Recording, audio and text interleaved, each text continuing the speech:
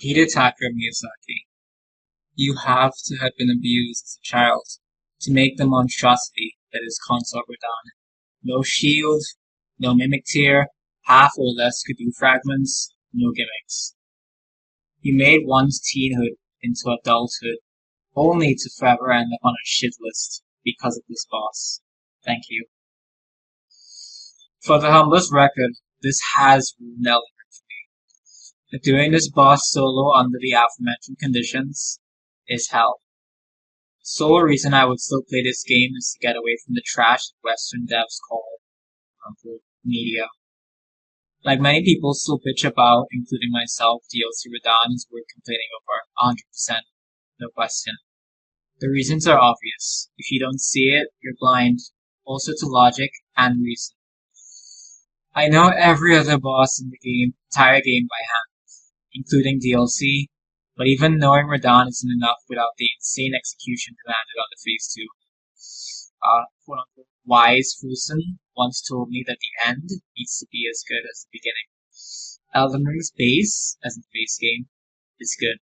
This is not. Belittle me if you want on this whiny opinion, but I've had to seek out my own methods, and for the first time, was forced to make up something in order to dodge his boss's attack. Not player-guided or intuition-based at all. The description explains it all. Summary: I don't think it's humanly right to do this to people at the very end of your game, after the entire journey, and force them to raise up shields, spirits, and shit fragments to have an easier experience. I will get the boss again, but by that time it will be too late. Far too late. So for this segment of the video, I wanted to give my raw, improvised thoughts for CONSORT RADAHN, like just raw, like just letting it out there. And then for the other part, I'll do like a bit more scripted, but also kind of improvise as well stuff. So that's the second one. And then the third one, I will do a an analysis of a clip reel that I have. And well, yeah, this will be a pretty long video, but this is first my improvised take. So right off the bat, I'm gonna just say that boss is just fucking bullshit. That boss is the most utter trash bullshit I have ever seen in a FromSoft boss. And I have been playing Dark Souls, well, Soulsborne, for about fucking 5 years. I genuinely fucking despise that boss. I have no qualms towards that. I fucking hate that boss. The only thing I would say that that boss has given me is a chance to see how utterly bullshit boss design can actually be, and I will state that as a fucking fact. It's hard to even find the fucking words for that boss. Like, when I think about how many tries I had to do to fucking get that fucking boss, I am fucking pissed. Because it wasn't like, I think it honestly would have been maybe in the thousands, like 1,000, maybe 1,000 something. I didn't count it obviously because then I'd go even more mad, but I think it was 1,000 something. If it didn't cross thousands, I'd be genuinely surprised, but it might be either I would say maybe definitely between 500 and early thousands. I don't think I crossed 1,500, but I could be wrong. But yeah, that's basically the range I would say. And let me tell you something. I got the Phase 1. Just like that, like snap, like snap my fingers. I don't know how to snap my fingers, so I can whistle though. But like, I got that, like, I got the Phase 1 just like that, like easy fucking money. Like, Phase 1, Phase 1 is just absolutely easy as shit. Like, if you just gave me the Phase 1 500 times and told me, if you do that Phase 1 500 times, you'll win the boss, I would rather do that than you do Phase 2 even once. that phase 2 is the most utter buttfuckery bullshit I have ever seen, and I mean it from the bottom of my heart that Hidetaka Miyazaki is like, he's just like, I swear he got abused as a child when he was making that boss. Like, I don't think he was sane to even be on the development team and say, well, I want this and I want that, because he's the director, right? So I want this and I want that and I want that. And watch the final product, because I guess he would have watched the final product, right? You can't assume that. Watch that final product and say, yes, this is what I want. People that I put my game in for 5 fucking years or more going on for Dark Souls 1, 2, 3, so Sekiro, fucking, I haven't played Bloodborne yet, sadly I want to, but there's some emulator stuff going on recently that I would probably try to get in. I bought it on my PlayStation thing, but I don't have a fucking PS4, so I'm like, whatever. But I don't see how he, because he obviously hasn't played it. I seen an article that says, well, Miyazaki, he plays his own game. At first it's conflicting because I thought I saw an article saying that he doesn't play his own games. Now I'm seeing an article that when he plays his own games, he uses a mimic tier and shit.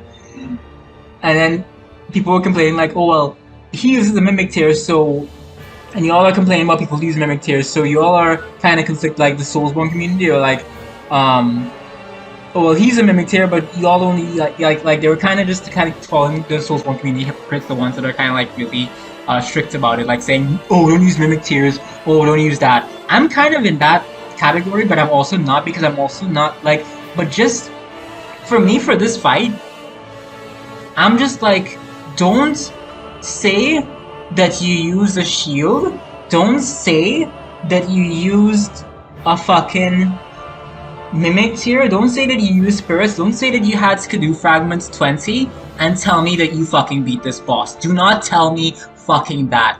You wanna know why? Because at least for the fragments, I kind of understand that, but doing that, you have not mastered the boss. I am almost 90%, I'm at least 90% sure that you have not mastered it. Because you need to go down on your fucking knees and praise the fucking Lord or some shit up to that caliber to actually fight that phase 2. Like, you have to, because I started off, right? I started off with the phase 1, like I said, I already mastered that. Like, mastered that, I was like, took me like maybe at best 50 tries to get to phase 1, I was like, okay, got it. Phase 2. Like, you have to, the explanation for why I would not consider those extra things that people can do in this game, because this game is fucking baby mode for fucking toddlers. They can do all these kinds of things. You have a million procs you can do. And compared to like the old Soulsborne series where you had to have like only few weapons had frostbite, only few weapons had bleed. Like this game is just fucking like toddlers, and they give you so much range to go with. But this boss fight is no toddler, I'll tell you that one. Yeah, Jen, you know how they Miyazaki even released this, and he definitely did not playtest this. He did not come with his fucking controller and playtest this. He is fucking ridiculous to even consider this, and that's why I put him in my fucking shit list. But anyway, I need to go back to my point. That phase 2, it will not be something that you do from a human level and get properly. What I mean by that is I think I already made this statement before, at least I can assume, but you cannot improvise it. Like, you can't. So for example, right, with Bale, with Mesmer, with fucking Relana, that bitch, by the way, I think that this fight, I definitely hate this fight way more than Milana now, obviously. But anyway, with those bosses, you can give me any fucking Remembrance boss in the DLC. You can give me any Remembrance boss, period. You can give me any boss. I can do it. I can do it solo. I can do it. I can solo it for you. I can do it solo in my own world. I do not want to touch a fucking single. I only do Radahn solo in my world. Like, CONSORT RADAHN. Oh my god. My fucking god. How does existence even come up with that shit? How does anything come up with that shit? How does Miyazaki come with his fucking hands and come up with that shit? I almost made an Asian joke there. I don't want to be racist or anything, come across as racist or anything. But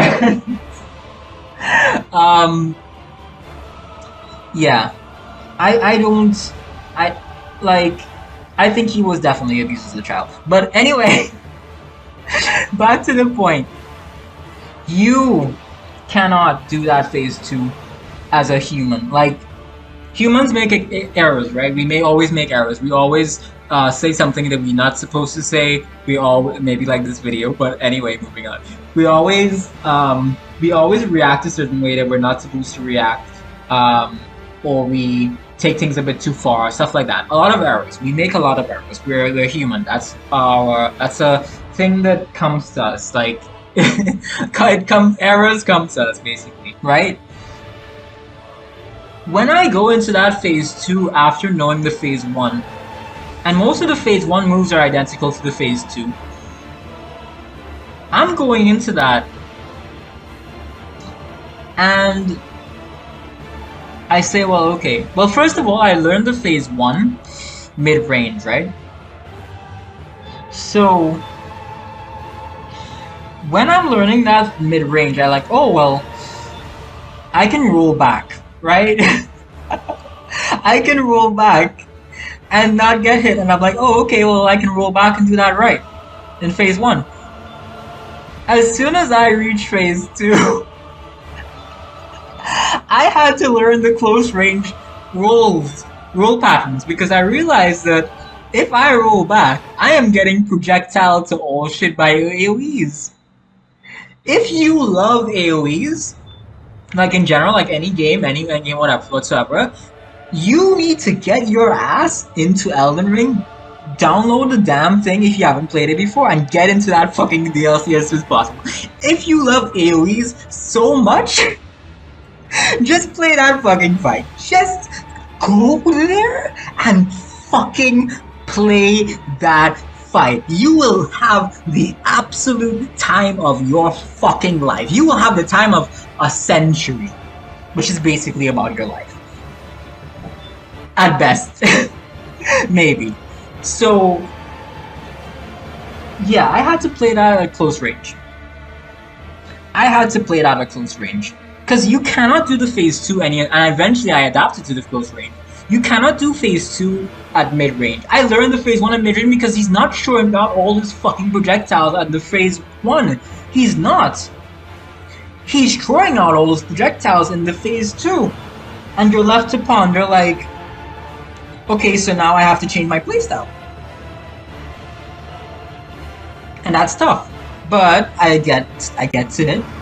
I learned it at close range. It's basically the same rules, same timing, but you have to be a bit strict on the timing, because if you fuck up the timing, you get hit. Okay, that's fine. That's perfectly fine. Now, all of a sudden, you're telling me... It's so ridiculous. It's so fucking ridiculous when I think about it again. Like, now you're telling me that if I get hit, like,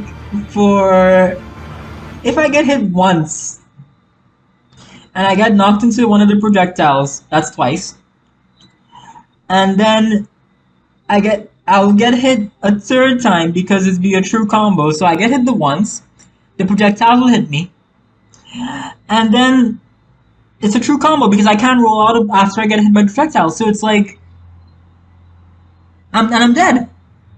at 99 vigor. I have 99 vigor on my character. I'm gonna show like a character sheet eventually. I'm gonna show everything eventually, but it's just my improvised take for now, right? And I even show up in the video right now. I'm gonna put it there. But through the editing process, you're telling me that learning this thing close, I have to be as close to this fucking man as possible. By the way, I know there's a lot of stuff I have to mention as well, but all this time you're listening to this shit, he's just grunting in your fucking ear, like, and then like the floor is just covered with like skeletons. Like, I love that. Okay, that's a separate topic in itself. I'll get to that eventually again, but let's focus on one thing first. You are telling me that I have to do all this, and if I get hit once, I'm pretty much done for, because I will get hit into projectiles, and then he does a third hit, and I'm dead. And there's one other thing that I would like to mention. That cross slash thing, I made a Twitter post saying like, oh, well, I was saying like, oh, cross slash is easy to dodge or something like that, or something to that effect. That was a while back though. That was more for the meme. I was just memeing that, like, that thing is not, and I just caught up some other thing, but it's not easy to dodge. It is ridiculous, because that's another thing where if you get hit by it, well, no, it's not really a thing where it kills you. It may kill you in phase 2, more so, because that's already bullshit with the million projectiles. I would say a million projectiles a lot in this thing, so you get used to a million projectiles, because it is actually a million. Like, I swear, when he does it with the one where it goes all in the AoE, I swear it just looks like a million projectiles, maybe like 1,000 actually, but it looks like a fucking million, right? It looks so overwhelming, and it fucking kills your fucking computer or whatever. Yeah, that cross slash is just... So, to put it simply, when he does the 1, 2, 3, that's the one I'm talking about, not the one that does fast, like a fast frame 5 option or something like that. When he does the... I'm also thinking about it in like Smash player terms, like frame whatever, like FGC terms. When he does, it feels like frame 5 for that, for the quick one. He has a quick one, and then he has the 1, 2, 3. So, I'm talking about the 1, 2, 3 one here. When he does that 1, 2, 3, if you dodge the first one, you get hit by the second one, you can dodge the third one. If you get hit by the first one, you can dodge the second one, and you can dodge the third one. You have to get hit. That's basically what I was trying to say. I just couldn't, like, I couldn't formalize it in a certain, like, I had to take a to formalize because I had to be a bit tipsy to actually make this recording, to actually get it out there, all my thoughts properly, because it's just not, it's not, this boss will have you fucking drinking forever. This boss will have you fucking non-sober, 100%, 1,000%, if you take this boss on seriously, because I started this. Here's the thing, I started this, I'm keeping it very personal, very real, which is something that most YouTubers don't do, and I will do because I'm that different, I guess you could say. So, in more ways than one. So, I started this boss, like, thinking that, well, okay, let me just... I realized that phase 2 is definitely bullshit. As soon as I hit that phase 2, I realized, wait, this is absolute shit.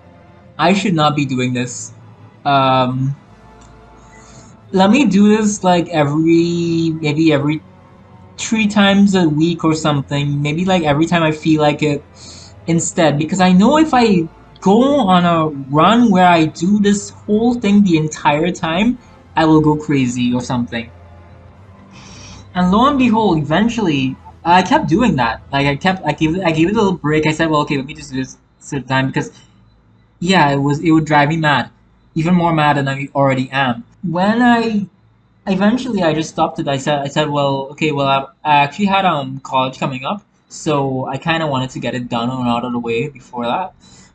So I was like, okay, let me just go into it, and I was already too deep after that. Like I got too deep into it. Like I fell down the CONSORT RADAHN fucking rabbit hole, and for phase 2, and I just started going at it. Like that was like, well, I guess this week or a week before. Um, I just went one day and I played it once. Well, played it on that day, sorry, and then I just started going at it. So it took me like maybe about 2 days after that point of view. So I would have started that time, got balls deep into it, got like fucking just kept going at it, kept going at it. And I said, well, okay, I'm too far in because if I take a break now, I'll forget all these shitty specific moves that I have to do for dodging. All of my dodge patterns, I'll forget all that. So I just had to keep going at it, going at it, going at it, and that's basically what I kept doing. So yeah, I would say that the main summary of this is that what I haven't maybe not mentioned is that maybe that I have mentioned is that it's just really the thing where you get hit by one thing and you get hit into projectiles and you're dead. Like, and it's just the thing is just about the boss. It's so dumb. Like, because just give me any other boss and I manage it. Like I figure it out. The things are so specific too. I think I specified on this. The things there are very specific. Like I had to look it up. This I learned Bale. I learned Mesmer. I learned Relana's bitch ass. I learned all of these bosses by hand, but this one had such specific dodge patterns that I had to make one fucking up that I haven't seen anybody make up before. And that's what I was about to get into. Right, I remember now. I had to make up patterns that I have nobody else has made before. I had to figure out patterns of my own as well as also figure out like the patterns from just seeing it like on people's videos. There's a breakdown for that the dude get. I have to give him props on it. It's really good breakdown that helped me with some of those moves. But some of them, like the one with the meteor, I had to. I'll talk about that a bit more after. But like I had to figure it out on my own because this ties into it, the roles, the damn light load and medium load. Oh yeah, by the way, well, there's a dude who did like a heavy load thing on Reddit. Sorry, that he just did it on heavy load and he started rolling and shit, which is fine. He did it really well because apparently if you heavy roll and it kind of just ducks under Radahn shit, that's fine and dandy. But and he did it really well. But I swear he must have cheated. Like I swear he must have taken out the phase 2 meteor attack because I swear it's never happened in that one fight that he did. Like the whole replay, he's never gotten the phase 2 to it. Because I want to see how you dodge that as a heavy roller. Because I can't even dodge that as a medium roller without making up my own method. And lo and behold, he didn't have a phase 2 meteor. But every single time, like out of all these thousands of whatever the fuck times I played this boss, every single time I went into phase 2, I got a meteor. So I'm wondering. There's a lot of fishy stuff in the Souls world, really. Like, I'm wondering, how did you do phase 2 and not get a single meteor to trigger? It doesn't even matter where you are. It's not something like that where it's scripted like that. How did you not get a single phase 2 meteor? But anyway, moving on from that. I'll put the links in the description for all that stuff. So, back to what I was saying, the medium load.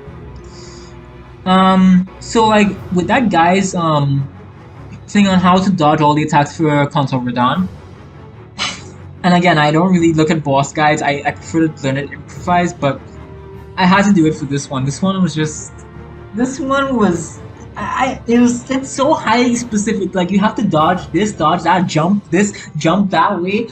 only a fucking kangaroo or some shit could figure this shit out on the spot because not even maybe a dolphin. Humans can't figure this shit out on their own. You have to be fucking kidding me. You can't. Like unless you try like a million times, you can't. I don't think like generally like who when on an average skill set would figure this out on their own. It doesn't like the phase 2 doesn't quite click with me.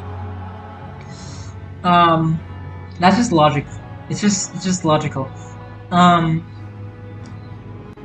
what I would say is that yeah. So I was saying with the medium loads and the light loads, it's I really had to make up a thing for that phase 2 meteor, and what I did because everything else was fine with the thing. Like I was able to get certain things pretty fine. Or if I at the worst, I would take like a projectile damage because I just didn't do it specific way or stuff. But there's a controversy. I would say it's a controversy kind of with that light roll. Like I've seen people when you watch like some of the dodge videos besides the dodge video of that dude doing it really well. You would see things like saying, "Oh well, is this working? It's not really working for me." And then you'd see stuff like, "Well, talking about the light. Well, you need a light load to do this one and other ones as well." So essentially, most of these people are putting out these dodge things on a light load, and they're assuming that people are already on a light load.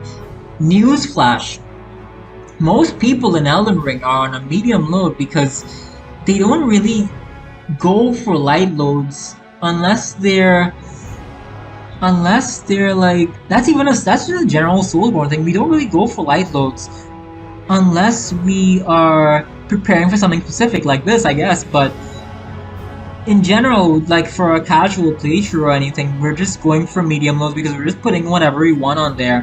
We don't want to go for heavy rolls because obviously we know that that's shit unless we have a specific build for that. But we go for those medium loads and we get off our medium rolls and we have a fun time. We just try different things, but we keep into that medium range of the weapons and everything we carry. So I'm stubborn about it. I wanted to just do it on a medium load. I don't want to have to change my load just for one fucking boss, just for the final boss. I don't want to do that. So when I saw that, like, for the other stuff, like for this boss, you can do most of the things with the medium load. Like, okay. But then this meteor attack that is very, very, very specific again, as per usual, and is just something that you have to prepare for. Like the one that you have to do it with is like you run back. I think you run back, you do the jump, and then you go for the rest of it, right? That doesn't work on a light load. It really doesn't. So instead I had to make up one where I go to the side, I jump, and then I do the rest of it. Like, and it works. But sometimes it doesn't work. Like it's something that I have gotten. Like I've gotten sometimes where I just get everything right and I get it. I don't get any damage at all. But there's sometimes where I would do it and I wouldn't actually, like I would get hit with the clones that don't really do damage really per se, and then I wouldn't, like, after I get hit with the clones I'd be able to dodge the final thing where he does the big AoE explosion again. That's something that I would have gotten before. So originally I wanted to shoot for like 45 minutes, maybe 50 minutes for at best for this video, but I realized it can't be that, as far as I know, at least as of recording this, because I really have a lot to say about it, and well, I guess it makes sense because in a way, I spent way longer than an hour for this, so I guess the video itself will poetically be more than an hour or something like that. I don't care. It's just a matter of me, like, just wanting to keep people's time in a day. Like I don't want to have people like I know people have attention spans of like squirrels, so they for like 5 minutes they can't take any more than 5 minutes. Sometimes they can't even take more than fucking 1 minute. So it's like it's mad at me worrying about the viewers if anybody even views this to begin with, um, and just thinking about it in that sense. But yeah. The only thing I've been like worried about per se is like other than like the length, like how much future me would have to record all this, like sorry, not record but edit. It would just be record and edit, I suppose, but more so the editing. Um, it would be kind of catastrophic because I don't know how exactly long the video will be. But anyway, I just want to let it all out there because it's honestly more of a vent thing at this point, but it's also something that I want people to know how bullshit this fight. It's like it reaches depths unheard of. It reaches depths that I don't think any other game besides maybe like Cuphead or like Boshi or like those really weird ass games that I know that are just really challenging for no reason. I think this reaches the depths of those things, but from a Soulsborne level, it's just a bit ridiculous, honestly. I like how I'm just eating like candy casually during this recording. Like I'm just kind of unhinged as fuck. So basically, my point is that every other move was fine with medium load for him. Otherwise, I just take like one projectile if I rolled it wrong or like got the distance wrong. Um, but that meteor attack, and I had to figure out my own way of rolling it based upon my load, which I swear has never happened in any other Soulsborne thing. But I also, which and that's the thing, like, it's something that I haven't really heard of before. Like I've heard of people changing their builds for a boss, or you change this, that. People use shields in this one. That's something that's so popular that it's just I still think it's something that you learn the boss off of because all you're doing is fucking shielding and not really learning the role patterns at all. Like you're just being ignorant towards that. So how can you consider that as a universal way to go into the boss game? Because I prefer the universal ways. Like I have 10 characters, so I would just do. I have 10 characters. I have all of them doing DLC stuff. Some of them, the highest I have them is in new game +2 for one, but there's a lot of time to distribute between those. So it's like, so I've done Dark Souls 3 a baby new game plus maybe 10 or something. And I have 10 characters in that game too, but I have less hours in Elden Ring. I have like about 600 something hours now, but I know I will just burn time, but yeah. My problem with that phase 2 meteor moves is that if I want to use, games should just allow me to just use whatever thing I want as long as it's not as consequential as heavy load, because of course heavy load is just bullshit, even though you can do the fight with it.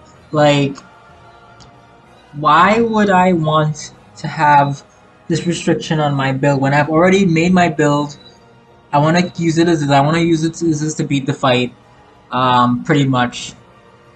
The only difference is that I respect to, because what I do is I put like all the weapons so I can swap into them. That's the only thing I did differently with like I do that for most of my characters so I can just swap into them, so I have to have them have a lot of the endurance to hold the weapons. So all I did for this was like kind of like respect to just have double twin blades instead, just to make the fight not necessarily easier, but I wanted to, I guess it is a bit easier when you do it like that when you respect, but I wanted it to not, like most people just have like one weapon or two weapons on their character and leave it at that. I have like six, all of those slots filled in, so I can just easy swap. Um, so that's one thing.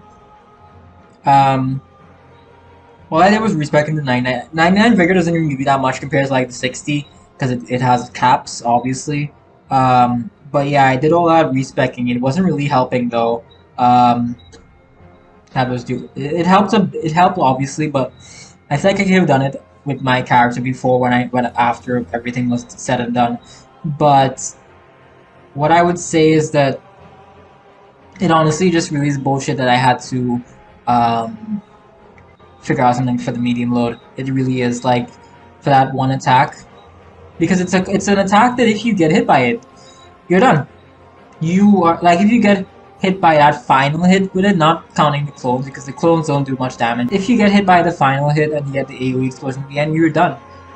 And that's something that it can happen at any time, any moment in the fight, and you just get hit by it and you're done. So I had to take it out because I'm on my medium load thing that I've done all the other bosses on, everything copacetic. Like, you can't tell me that I have to change things now to accommodate to this thing when I want to just do things the way I want to do it.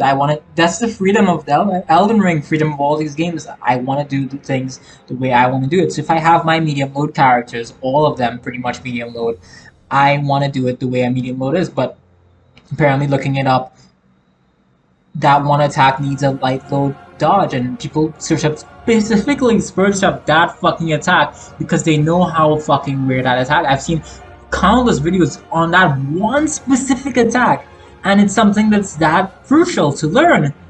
But then when you look at it and you realize that, oh, this is just counting the light load, this isn't counting medium load. So then what am I supposed to do with a medium load character if I want to do this fight? So I had to fucking figure something out, and I figured it out my fucking self through trial and error. And that's the only, like, that. It's just that dumb, honestly. So I think this improv part has gone on for a bit too long. Anyway, even though I said, well, okay, I'll not care about the time. If whatever time it ends up on, it will be whatever. I hope it gets up on an hour, because I think an hour video is kind of cool. I've never really done an hour video before either, so it's gonna be kind of interesting for me to do something that I haven't done before. How long more? But what I will say is that, because I have some stuff that I just want to have on script, and I want to say those stuff separately. And I was kind of tired right now because I don't really speak this long in general. But all those things said, like, I guess my mind isn't really coming up with anything else right now for the improv. So I was, and like, just saying this fight is just utter bullshit. Like, all the other stuff I'll say is just stuff that I've written down to say, well, I want to talk about specific aspects instead of just me going it by improv. I really think that Hidetaki Miyazaki should just. I don't say he should have like death threats or anything. Definitely not. I would just say that he should go to hell for this. I say that he should just fucking rot in hell for this. I say that if I meet him, I would say I hate you for this fight, or at worst I would fucking punch him in the fucking face. Even though people would come on to be like, hey, you know, like go to fucking jail or some shit. But I really fucking hate that guy for making this. Like I said, you can't just come in, say, well, okay, well, you have the Elden Ring base game. Oh, that's fun. Woo! Radagon, Elden Beast. Woo! And then you come with a DLC and you're like, oh, well, I waited so long for this DLC, 2 years, wow. Then you just let the DLC have this is the final boss, and say when you wash your hands with your players and you're like, okay, well, here guys, this is your final boss, take it as you will. And they reached to phase 2 and they just stuck at it for like however long, and you have to deal with that just because you're the player. Boohoo, teehee, haha. And you just wash your hands because you're the developer. You're not playing it yourself. You're not caring for players' mentality if they take this a bit too seriously, if they don't take it a bit too seriously. Like, you don't care because you're making the money. You don't care about if they go bonkers with it. They don't care if they don't care at all. You care if they say, well, this is my last Souls game I'm ever playing again. I'm not playing this shit again. Or if they do, you just don't care. You just want to make your money and you just fuck off. Like, you don't care about the player at this any point anymore, because I swear even the themes of it are weak. I'm going to talk about the themes. I'm going to talk about how I made a review for this. Like I made a review because I'm a gaming journalist. I made a review for this. I put 9 out of 10 for Shadow of the Erdtree and 10 out of 10 for the base game. Um, I will say, and I say my reasons, all that stuff. I will say that 9 out of 10 is very pensive after going through this. Yeah, I'll just say, well, yeah, this fight, I can't stand it. It's definitely not okay. Even though you have a lot of options in the game, you could probably get options that cheese it, probably bleed, probably frost, probably rot. I even tried rot at a certain point. I tried rot just because, but it wasn't helping for the phase 2 because the phase 2, I think, it doesn't feel like like I would use the poison flower strike, whatever the fuck that is. I'll edit that in. But anyway, I used that and and I got like in like maybe 3 hits, I think. But all that helped was like for phase 1. All that helped was just me getting the rot down. It didn't help with me. It didn't help where I wanted to get the phase 2 to rot, because that would have been really nice to get phase 2 and rot, because all he does is these like really long swings, like maybe 5 hit swings, whatever hit swings, and you're left there like, okay, when is it my turn? So when you have that rot in, it's like really helpful, because he can swing as much as you want as long as you just roll during those swings, and with the rot, you're getting the rot damage down, and you're like getting damage without actually even doing anything. So that really helps with the rot. Same thing with poison, of course, but rot on a bigger scale, clearly. And yeah, that's why rot would only help in phase 1, because I swear I was doing it in phase 2 3 times. I experimented with it, and I wasn't getting it the same way. And I think even with the poison, like, I think there's a thing where if you hit them with it, I think it removes the thing, but it gives you ×2 the damage or something like that. So all I would do is just proc the rod, and then like for phase 1, and just continue as I would usually with the twin blades, just jumping attacks, jumping twin blade attacks, and just keep going from there. But all that really helped with was maybe just Estus and just little flasks and just my sanity, like, because it would just get rod, and then I'll be able to just dodge and get damage done instead of just having to attack him constantly with just these bleed things without actually getting the rot down, which is what my other attempts were. I only started using that rot like very later on. I didn't use it yet. All I would use before was just like blood blade, twin blades. I didn't think I thought about the rot earlier, and I said, well, let me just try with the blood, and eventually I decided to experiment with like I started experimenting with magic, like cold, and I started experimenting with poison twin blades. I just do the bleed twin blades, and then I put the bleed twin blades with the poison, the strike twice, whatever, blah blah blah, and I did it with that. So that's how it was. There's a lot of experimentation at the end there, but eventually I got it, so it's whatever. But it didn't really help with the phase 2, is what I'm gonna say. The phase 2 I still have to do as how I usually would, just dodge the attacks, just attack when I can, whenever the fuck that it happens to be, and that was the phase 2 basically. I just had to keep dodging all those AoE attacks, however bullshit it was, and just attack when I could for 1 attack. So for every 5 hits he did or whatever, I get 1 attack. That's basically the fucking ratio for that entire fucking fight with that big ass health bar and all this fucking bullshit. No stamina bar on the boss, but a stamina bar on me. Go fuck yourself, Consort fucking Radahn. I wanted to clarify another point I made where, like, if not shields, they would have had to nerf the fight. I gotta mention that because 2 little players would be able to beat it with the worldwide pool without a shield. So what I mean by that is, like, a lot of people, like the main populace of people, just use shields for that fight because they realize, well, a lot of people are just doing this and it works out for them. I should be doing this as well, and I'll be able to get it guaranteed pretty much just like how other people have been doing it, and they've just been doing that. It's pretty much like the sheep mentality or hive mind mentality for that one fight, right?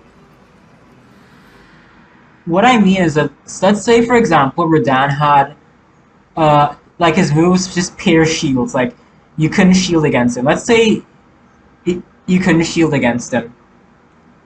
they would have definitely had to have just nerfed the fight, because pretty much nobody would be able to beat him unless they're like really specialized Souls players, like who know, well, okay, I can maybe brute force this way with this tier or that tier, and then like this weapon and that weapon, these buffs, that buffs.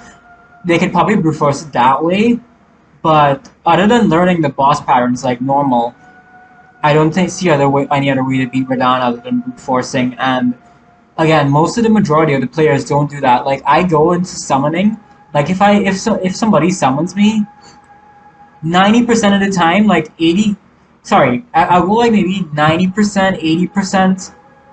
They're just either like really really bad or like slightly above average. Well, like not slightly above average, but like slightly average. Like it's not even above average, slightly average.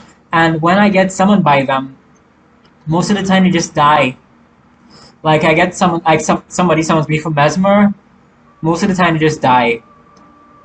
Either in the phase one, like right off the bat, they just get into one of those combos and then they just die, or phase two, and then that happens with other bosses as well. Like these players don't compute as much as the experienced Soulsborne players that know, well, I should be doing this to do that. They're just mainstream, that they don't really. They just come into the game probably new. This is their first Souls game. They don't really take into consideration all these factors that would need. They just say, well, okay, well, everybody's using the shields, let me use a shield. But my point is that if you couldn't use the shields, they would have FromSoft would have literally had to nerf this fight, because nobody was getting this fight solo, like without like the spirits and all that stuff. Nobody's getting this fight clean solo without shields, genuinely and generally. And I of course mean that with regards to general populace. So not the people that would be like those specialized players, which might make up honestly 10 or 20% of the community right now, because a majority of people like are just new. They came in from the DLC. They came in from just the game becoming more popular compared to other Souls games. Like they're just mainstream people who came into the game because it's been trending lately, and that's the population I'm talking about. I'm not talking about the population that actually knows what they're doing for the most part. Okay, so I have a list of all the things that I wanted to talk about here that I didn't want to go on improv, but I wanted to go just on a script instead. So circling around the content in the opposite direction to where you are is essential.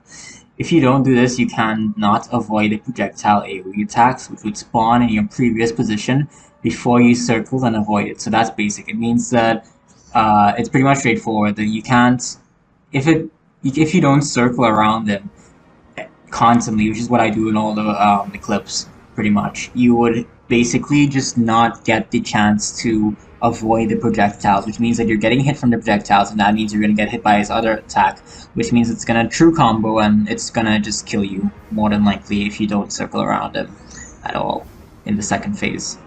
Not to mention that you get 2 heals on the pull-out attack with the large AoE. That is crucial to remember always. This is guaranteed. That helped me a lot during fighting Radahn to begin with, because once I figured out how many heals I could get during those attacks after it's finished, after that long fucking attack is finished, long attacks, then I figure out, well, oh, if this happens here and I really need to heal, I can heal right here, and I can get maybe 2 heals. Sometimes you get 1 heal, otherwise it's just like, sometimes it's 2 though, and it's really, really good, those 2 ones that you can get, because it obviously putting back to pretty much full health. Compared to some of the delays with 1, and depending on RNG, none. If the move that comes out after the end lag is faster than you heal. There are some others that allow for 2 heals, like the spinning one into AoE. Just the majority of the AoEs, I would say, even the nuke probably during when he floats down. So most of the big AoE attacks are rolled the exact same way, spinny and non-spinny. So that's referring to the one where he raises his swords up in the air first and then starts going at you, and the other one. Except again, you should always circle around in the opposite direction in order to avoid the light projectiles. you can actually get off 2 heals off of the infamous 1-2-3 cross slash, just not the fast one, which is the fast one type, which is, I mean, is the one that he just puts out immediately and it just comes out. It has a lot of end lag for it, the infamous 1-2-3. The Gauger is only fast will enjoy Radahn grunting in their ears all the time as he swings his swords down. Pause. I need to also mention that weird headshot. I can only presume it was from a headshot, if not something else. There's a thing I got for the crit where it happened, and how out of doing many whatever 1,000 tries, I never got it to replicate at all. Despite doing the exact same thing each and every time. That's basically one of the clips there that I just reference to. All of a sudden I just got a repost and I haven't gotten it back since. Like in any of the other attempts, I have not gotten it back since. I'm wondering if he has like a certain like Gale used to have it in Dark Souls 3 where he would if you got in a headshot, I think I have a video on it actually. If you get a headshot on him, you can get a crit, and so that would be with bows, or like there used to be a weapon that used to have a weapon art that you could get it off of pretty easily once you got the right camera angle positioning. So I'm wondering if that's the same thing with Radahn, because I got that crit and I was like, wait, can I replicate it? Because there's a huge damage if I got the crit, right? So I was wondering if I could replicate it with the build I have now, but with the twin blades with jumping attacks. But I guess I never got it again, so I don't really know what I did there, what I didn't do there to get it to replicate. I just didn't know, honestly. With the most generic ass epic orchestra OST, that's in reference. I just don't really like that the Radahn OST. Like it feels like, compared to like Soul of Cinder, compared to Frida, compared to like even Gale. Sorry, not Gale. Yeah, Gale as well, but like Gwen. Even like Gwen and like even Dark Souls 2 with the Skull of the First Sin, so you'd have that one as well.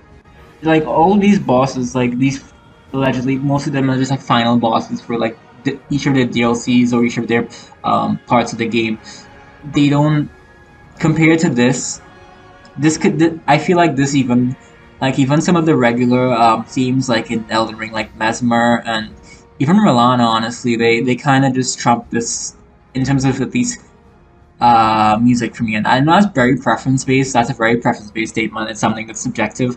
But honestly, if you just played this CONSORT RADAHN theme for me, even the Phase 1 and the Phase 2, more so the Phase 1 I think, but also the Phase 2, I would just consider generic. Like, if you just played it for me, like, and I didn't know, like, of Soulsborne and stuff, and asked me what game this is to guess it, I wouldn't have a single clue. I might call, like, fucking Final Fantasy or some shit, because it doesn't come across as Soulsborne to me. It just comes across as something just like generically whipped up compared to the other things. Like, it doesn't come across even that dark or anything that would immediately signal to me that, oh, this is Soulsborne, or oh, this is Elden Ring. Like, it just comes across kind of bland, and it could probably be used in any fucking boss fight and match the epic orchestra theme. Where the only part I like is in the first phase when there are church bells occasionally, which reminds me of PMD, like PMD2, Dialga final themes, etc. So that's a separate thing that it reminds me of. Not all FromSoft tracks are boring, not in the slightest, but just this one. I also have to show my my character's build, so I will do that in the video itself. That I'm not using the best items, this, that, etc., but what I just collected naturally through progression in about a half. Only crits feel valid here, as well as procs in terms of just sheer damage numbers, because most of the damage you do is just with procs. If you don't use procs, this is a very tedious fight, like, extremely tedious. Like, I remember watching Little Aggie do this. He's currently doing this right now, I think, as far as I know. Might have finished when this video comes out, but I'm not sure. He's been doing a club-only run, Soul Level 1. And even though it's just Soul Level 1, I think, like, just the raw damage, like, if you were to just do this fight off of raw damage, even if you're Rune Level 1, or if you're, maybe Rune Level 180 or 150 or whatever, if you're just doing this off of raw damage items, I don't think you'd have a fun time at all. Like, it would just be monotonous and tedious, especially if you're dying throughout all those other times. even without dying, like you just be doing raw damage numbers, unless you had like a lot of dex or whatever, or some kind of gimmick to your raw damage. I don't think you'd be doing much compared to like procs, honestly, or status effects. The cross slash dodge. Sorry, I need to borrow this image from some dude's guide. I'll credit him in the video itself, but basically he explained how to do the cross slash dodge for this is a guy who made up the video for all the things how to dodge it with Radahn, and the only problem I had was the meteor thing that I had to do to load. But it basically just gave an example of the cross slash, how he did it in terms of being able to dodge with certain Ash of Wars and all that stuff like that. So, but like I said, you could dodge it without it. It's just like you have to be at a very certain position, and I guess with light roll it might be a lot easier to dodge that as well. But with medium load, you kind of just have to be on his side, and well, yeah, I'll explain that more, I suppose, later on. If I mention the lore details of the arena, so like I'm not gonna. There's a YouTuber who has the lore details of the actual arena of Radahn, which is really cool. I actually like that, to discuss why the arena looks as it is. But like, I would still say that without the lore, like without thinking about it, it kind of just reminds me of how, like, you know how in Dark Souls 2 where there was like a total players who have died like number compared to whatever platform you're playing on, and you just go up to that. Like I feel like this is really like a kick in the balls, or like a punch in the face to the player base, because just to have this boss in phase 2, honestly, because it feels just like that. Like you have all these dead corpses at the bottom with sand and all that stuff. Not to mention that a lot of the times you have these weird things where the arena is so, like, there's little slants and like little crevices that you kind of have to navigate through. I think some of the boss attacks actually whiff or have some weird glitches because of that. But you have those things that all play a factor in terms. And I also have where if you run a certain direction and you realize before it's too late, to dodge, like if you have to run that direction, you don't really have to. Sometimes you can do it on both sides, so you have to pick. But if you run the wrong direction, you end up bouncing into a wall and you realize, oh shit, I'm fucked, because already you went a direction that you weren't supposed to go. Again, the arena has a lot of space. It's a fair amount of space, I would say, but sometimes you just bounce up in the wall and then you're fucked. So like it's still something that isn't that spacious, like how you would have Meteor's arena or even Elden Beast. It's not that spacious that you can do whatever you want there, but it's still like it kind of just feels mocking to the player, honestly, is what I would say overall. So I'll leave a lot of credits in the description for everybody who has involuntarily pretty much contributed to this video being made. Also so I gotta mention the Godwin controversy.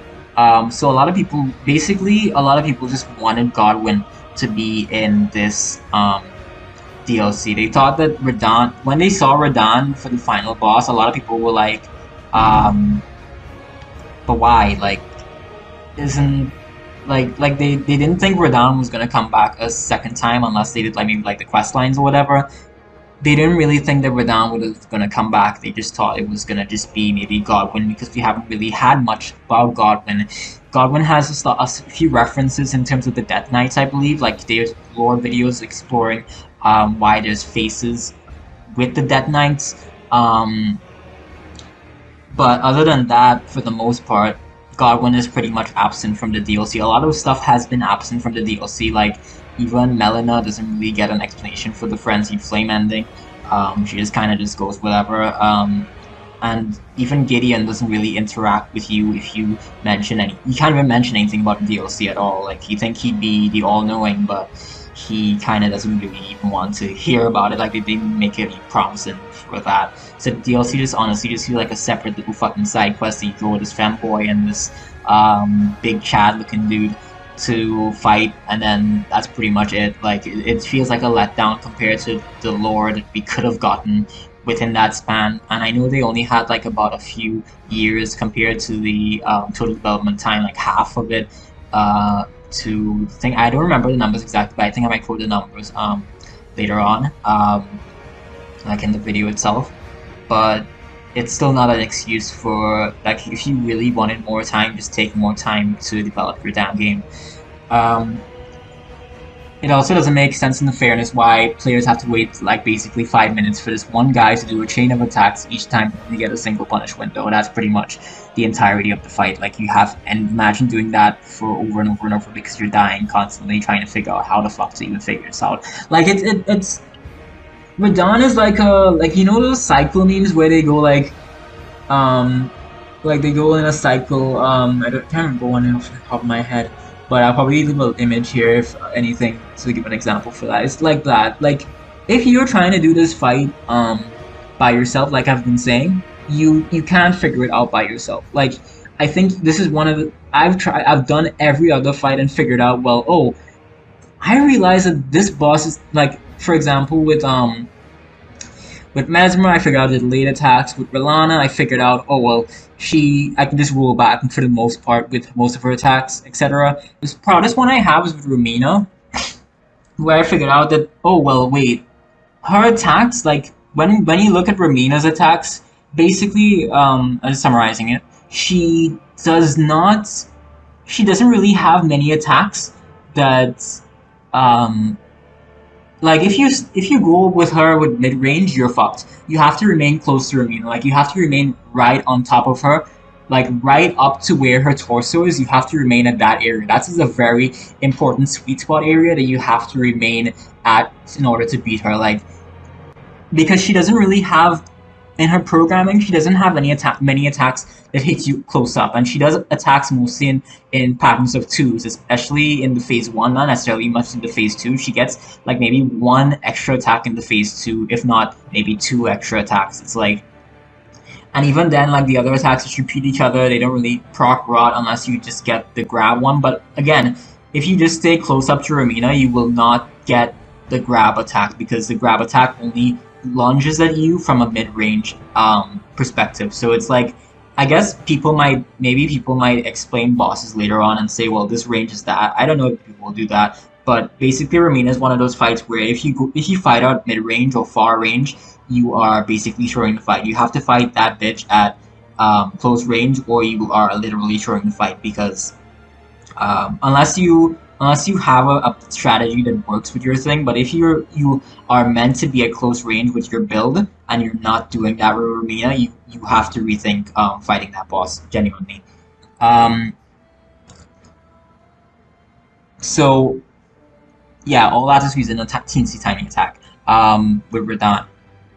So I also picked up on a Radahn tech. I'm not sure how many people do this with the fight in general, but I picked up on a new Radahn tech where it's basically to keep the control stick in the opposite direction of attacks, in this case, right? So for me, I would mostly be on his left sometimes, and what I mean by the opposite direction, so if I'm at his left, the opposite direction would clearly be the right.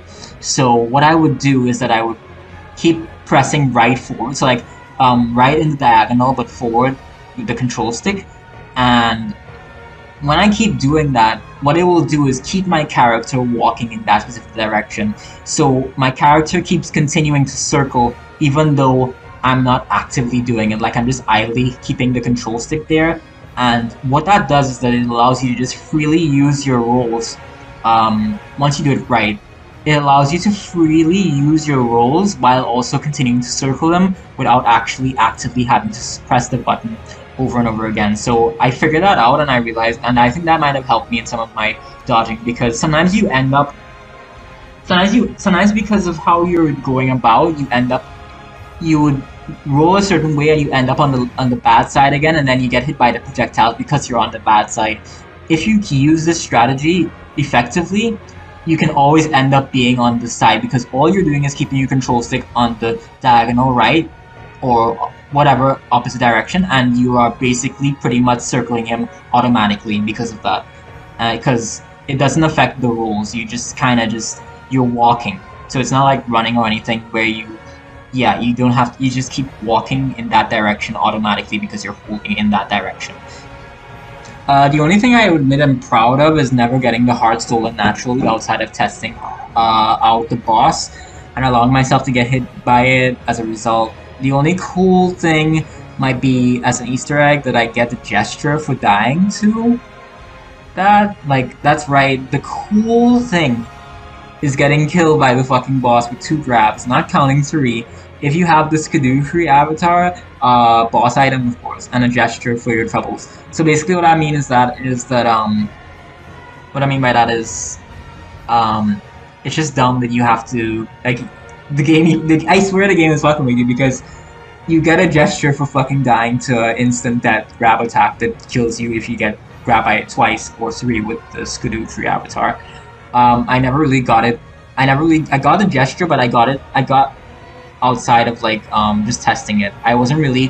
Whenever I would do the fight, I would barely ever get grabbed, and if I got grabbed, I would only get grabbed. I would only get grabbed once, and I wouldn't get grabbed again because I might get grabbed like during healing or whatever. But I've never gotten the heart stolen naturally. Is what I mean by that. I think it's an insult to anyone alive to present them with this boss and say, here, go fight this, without first prefacing how exactly egregious the shit is. Going on about a month now for the DLC as of making this video. Can also mention that somehow got to Mesmer in about literally 4 hours. Like, one of my tweets back then actively showed this already with proof, can show it here in the video. Will mention that I did use summons for some of the bosses on my first playthrough, but not all. It's mostly because I wanted to have fun and also get through some things quicker to see the rest of the new game world around me. That's also, that's why I also made a game journalism review of Shadow Video Tree, gave it a 9 and the base game a 10 for app reasons within the first week of completing it. I wanted to get that done out of the way as well. I have 10 characters that have all played through portions of the DLC, and some going on to new games where the highest I stand on without rushing right now is New Game Plus 2, mostly because the game is long and, well, I have 10 characters to distribute limited amounts of time into with varying levels of motivation towards playing the game itself, well, especially as of right now. So yeah, my interest in the game has been waning a little bit because it's kind of like doing the same thing over and over, but I feel like once I get a break or whatever, I will feel better about it. I am rushing this text more than I'm rushing my characters, basically. Like, I'm trying to get everything out as quick as possible so that people don't have to whoever's listening to this doesn't have to listen to too much of it, like too much condensed information. But I'm trying to just rush it a little bit, but also kind of keep my time so I keep my tempo of speech proper enough. For the glitches that sent you sliding because you got presumably hit by Radahn right before the phase transition, the cause of the glitch, you might think I'm over-exaggerating about it, but think of it as something that disrupts your focus in something that you have been poised in. Anything that disrupts your focus is objectively bad in a situation where you need to stay concentrated and alert, so even if this appears as a minor glitch, it's still something that you might cause you to blunder either then or later on, because your mind will be thinking like, what the fuck? Especially if you're not prepared for it or even otherwise. So I gotta mention like Sister Frida, Gale, and stuff. Those were fun. I would actually go on to help like 500 plus people with Gale, due to him being my most experienced boss with regards to DS3 specifically, but not overall throughout Soulsborne. So I wouldn't count Gale as my most experienced in Soulsborne now. One of them might be one of the Elden Ring DLC bosses at this point. Maybe Rilana, but yeah. I also gotta mention that the invisible fucking barrier beneath his feet during the nuke that has probably been placed there for gameplay reasons, so that when he lands, when he actually finally floats down, your hitbox doesn't collide with his body or something. Like, you literally cannot go past that nuke as of making this video. Like, if you want to try it yourself, let the nuke attack happen in the first part of phase 2. Sometimes it doesn't happen, sometimes it does happen. That's another thing that's really annoying about it. Let the nuke attack happen and try running straight forward where Radahn is floating up. There will be an invisible wall blocking your path. Sometimes you might go into different attacks during the phase 2 start, and that's kind of annoying because you have to kind of rely on that kind of RNG. A lot of the bosses in DLC have these scripted attacks. I think Mesmer Zone is 100%, but I'm not sure. Rolana's own can vary. She can vary that fucking shit. So and Radahn is the same thing.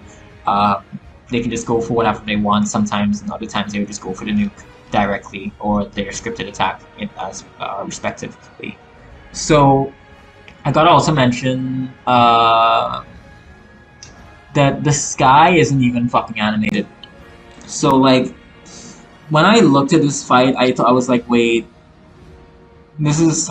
I love how the sky looks, but then I realized it's not animated. So I'm wondering if they did it for lag reasons, so that their fight that already probably kills dying last gen consoles. Like I actually have no idea how Xbox One or PS4, like the last gens of it, like the originals, I have no idea how they even run Elden Ring, to be quite honest. Because when I played the network test for Elden Ring, way back when on my original Xbox, I was like, it was not the worst experience. I just felt like DS3 upgraded a little bit. Actually, it felt like DS3 had a lower resolution because I guess they had to lower it down because it's a bigger world and stuff. But even then, back in the Limgrave with a network test, but not I shouldn't say resolution. I should say like felt like a lower quality per se in terms of the graphics. I feel like they had to lower it down when I looked at it. I was like, oh, this looks a bit worse. So I'm surprised that they can even run it with the fucking DLC with Radahn, especially. Like, holy shit, how do you run that? I do my SL1 run for Dark Souls 3 and I'm lagging there already, and that's Dark Souls 3. How the fuck do you survive this shit with Elden Ring on your fucking last gen consoles? That's impossible, right? So Radahn probably kills some people's last gen consoles in some player's basement with phase 2 million projectile spam. I feel like that's what happened, because when that actually just caused the system to fucking explode. They make it so like you have to set like quality modes. You should make it so you have to set like quality modes. So it's for PC, so that where high it's animated and medium settings it's not. Don't just leave the sky for the final boss fight in Soulsborne, the potential final fight, the last fight in Soulsborne. And this is sad to even say because I don't even consider this like to get this is the last fight of Soulsborne. Like this is honestly just a depressing thought for me. I have to say. Like, I can't believe that this is the last fight in Soulsborne because it's so fucking retarded. It's so ridiculous that this would have to be the last fight. Because it just leaves it on a bad taste in my mouth, honestly, and it's just tragic. If so. Okay, I don't think that if they make another DLC, I'll be very, very surprised, but I kind of hope so. I kind of also don't hope so, because like, this is just a very bad taste in my mouth. If they made another DLC, I was saying that if they were to do that, it would kind of be weird, because you have this game that costs $60 base, then you have this DLC that costs $40 base, and then you'd have this other DLC that costs $40 base. So I'm saying like maybe they should make, if they were to make a second DLC, make it free so that you bring customers in.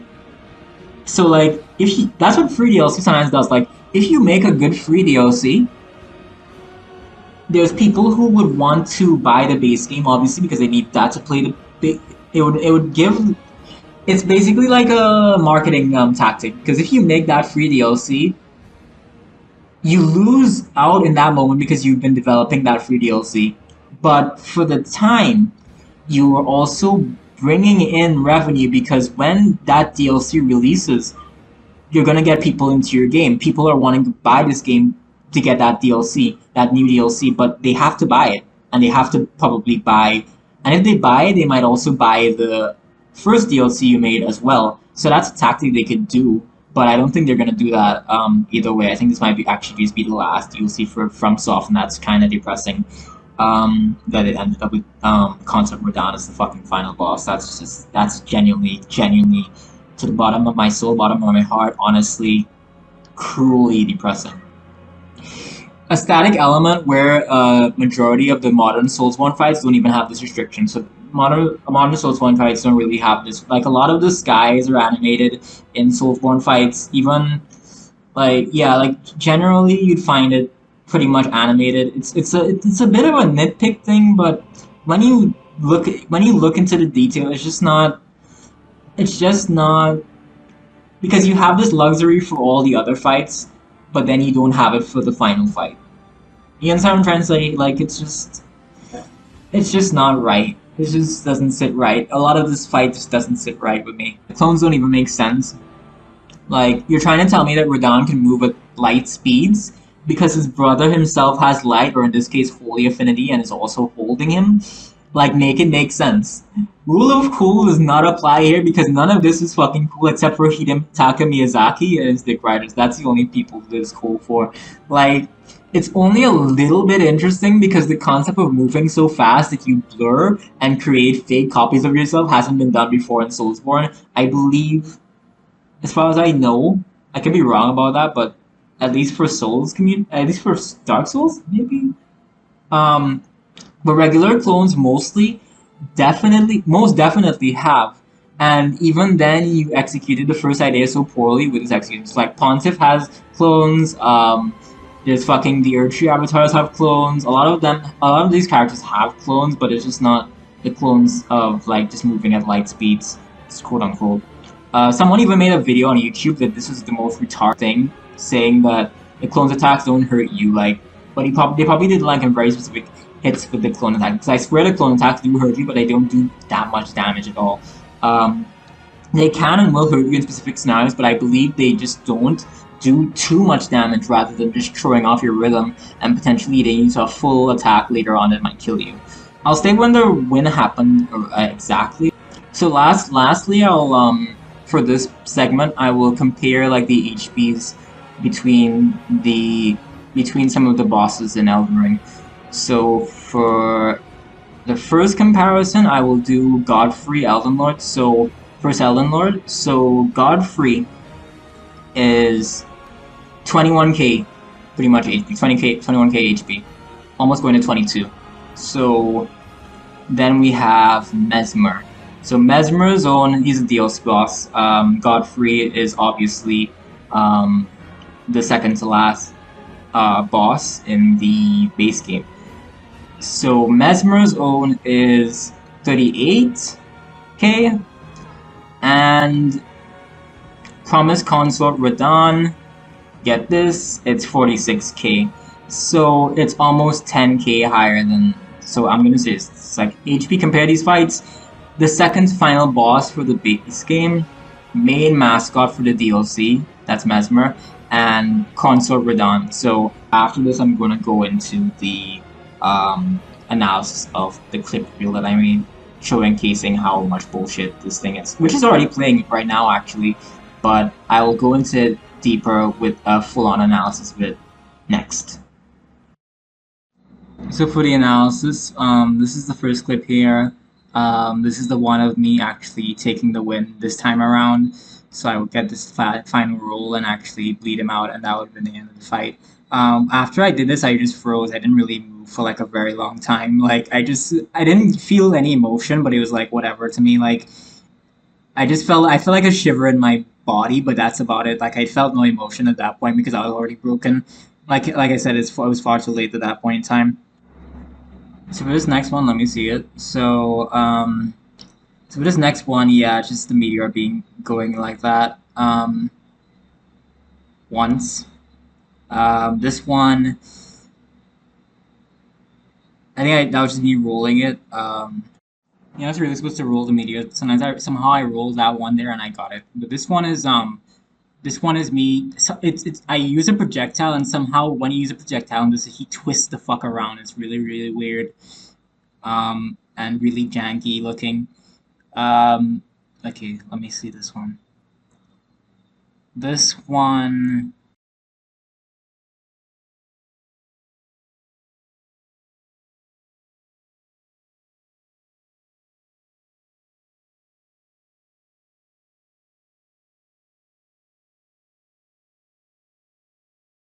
This one is just of me taking him down pretty well. To Estus, I think.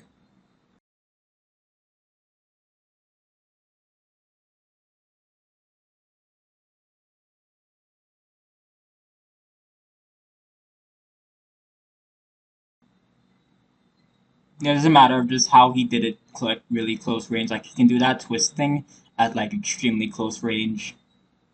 I guess the fly still hit him, but yeah. And then this is just me using it again. 1, 2, and somehow, even though he's just standing still there, it did not bleed him. I have no idea how. So when I use the twin blades here, it doesn't bleed him at all. It's still just so that's just kind of really weird game mechanics. Like Swarm of Flies usually bleeds, and maybe like if the boss stands still, it's especially useful. But apparently that didn't bleed there, so whatever. I guess even after I use the twin blade hits.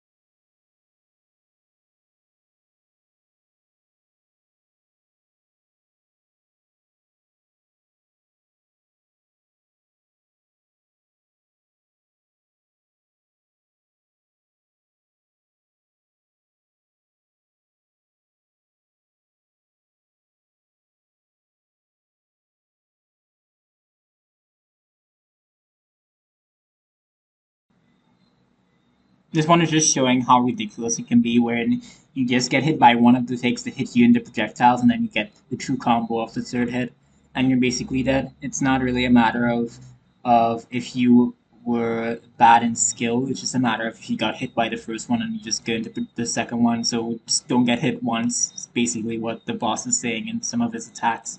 It's like actually genuinely bullshit. Don't get hit once in the second phase at all, or you might die. This one I have no idea how the fuck that even happened. Like, how the fuck did I trip there? I think it's because of the ground again. The ground just plays a like a factor in this shit, but I never got that to ever replicate. It was just so insane that I just tripped off of that. That was so weird.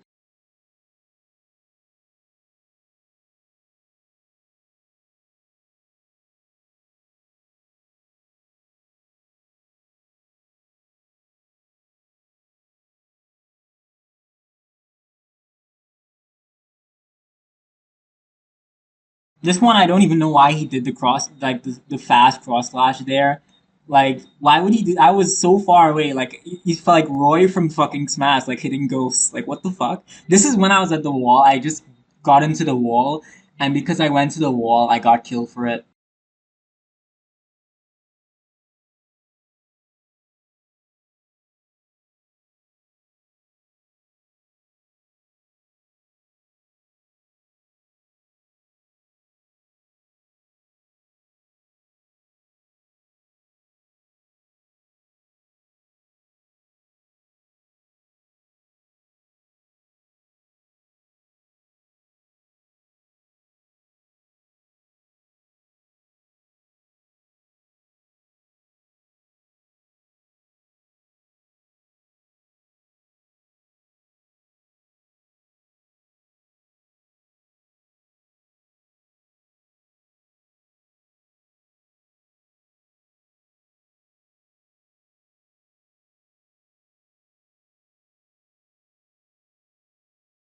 This is a show that he did it 3 times, and I never got to replicate either. Like he just did it 3 times there. I don't know why.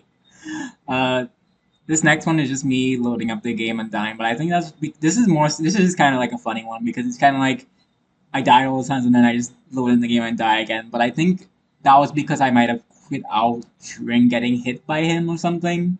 Because like my flash are like 10 there, but it's just kind of funny because I don't think I've ever had that happen before either.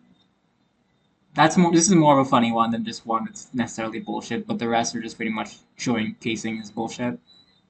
And like how I just go back immediately. This one is just a VFX thing because he does it, and then it he does he does it at that particular point, and then he does the little run dash away, and then it shows up the red there. It's not supposed to do that.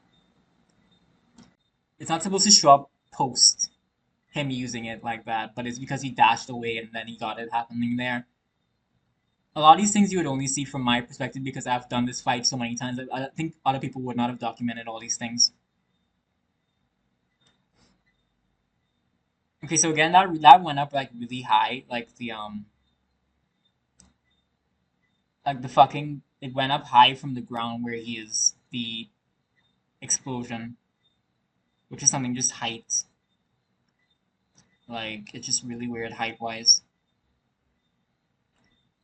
This I have like he's not. Why is he? Because of the wall again? He went that way instead of directly towards me, and that was just really weird. Because again, it's jank like this. It catches you off guard when you're in the fight. Like, why is this happening? Like, you're concentrating as hard as you can to face the boss, and then he does this stupid janky bullshit, and you just have to deal with it. Like, it's just so unnecessary and insane to deal with. I'm not even a sensitive person. Like genuinely, I'm not. I'm like desensitized, and it fucking irks me, honestly.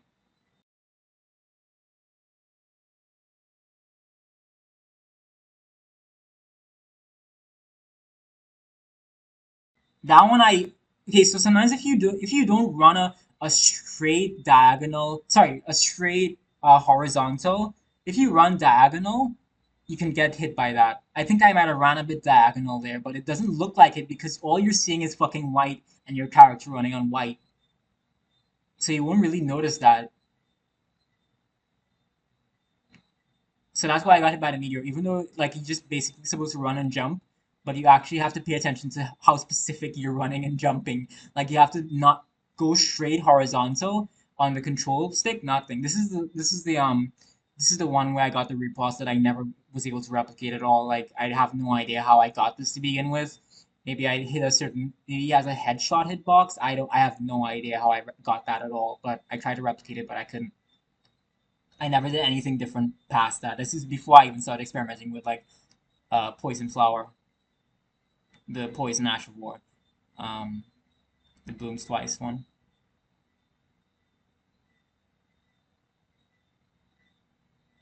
This is just in the showcase of me dying again to just getting hit with the projectile. Like he does some pivots too. Like if you're behind him, you just like pivot immediately and just turn around. Like it's the most fucking bullshit thing I've ever seen. This is just me getting hit with cross slash. Again, if you get hit by you get hit by at least one of these. Sometimes he just does it when you have like low health. Like he would just run you down sometimes and just cross slash at times and just like it's a roll catch. Like he might just run you down, like if you're trying to heal or whatever, and just do the cross slash, and you get hit by it once because it's pretty much guaranteed. But if you use the rule like how I'm showing here, sometimes you can avoid it pretty much. But it's really something that you have to get really specific, if especially if you're on medium roll. On light roll, I think it's easier to avoid it.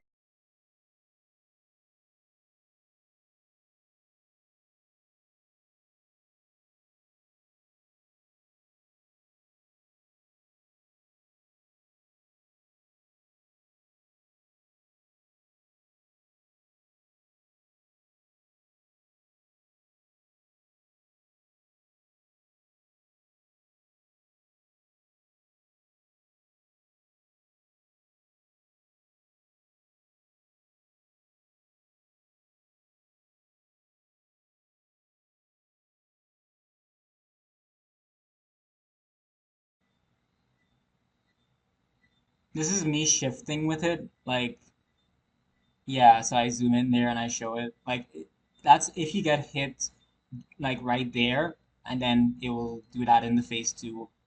Again, those things can just distract you from actually having concentration. Because like imagine you're locked in, like fully locked in, and you get that shit happening. Like that's just it will throw off your focus immediately. That his meteor is just going to the side there.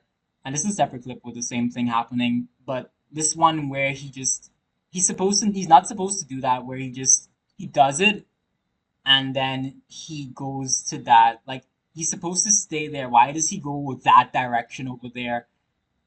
And then as a result, I get hit with the AoE because I'm supposed to roll into that, but I'm supposed to be a lot closer. But that's not even my fault because I can't be that closer if he attacks and then goes all the way over there.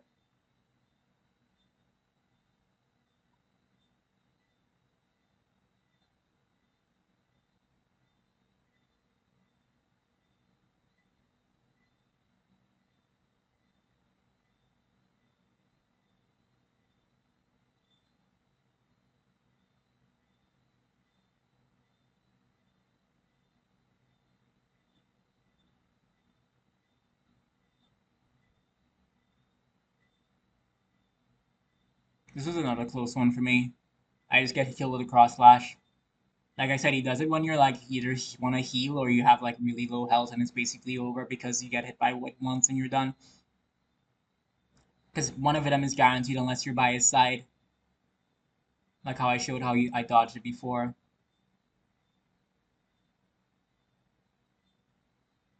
The boss is just so fucking silly. I can't understate that any way possible.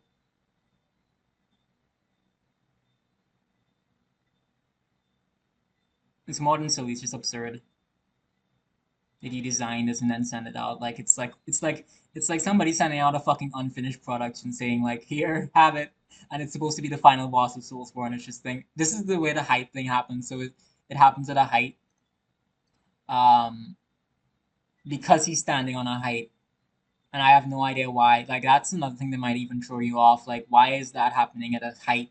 It's supposed to happen around his feet, but it's happening at a height instead.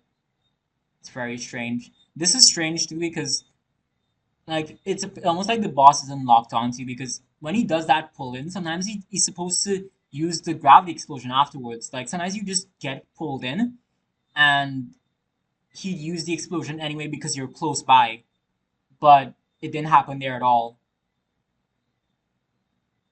And that would even happen in the phase sometimes as well, honestly. I've seen that happen in phase two.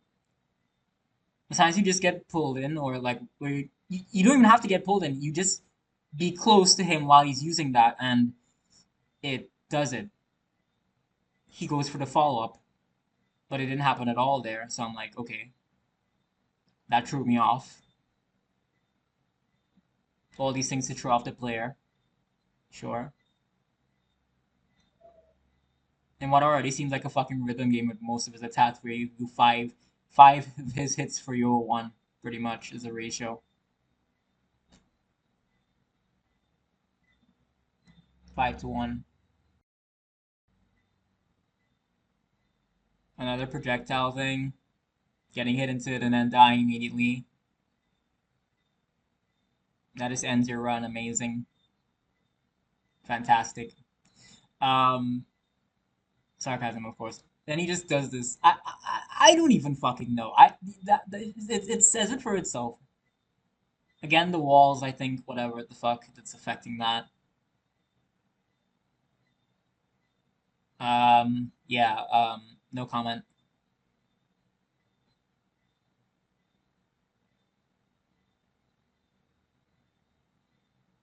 Then he just turns around there. I have no idea why he turned around.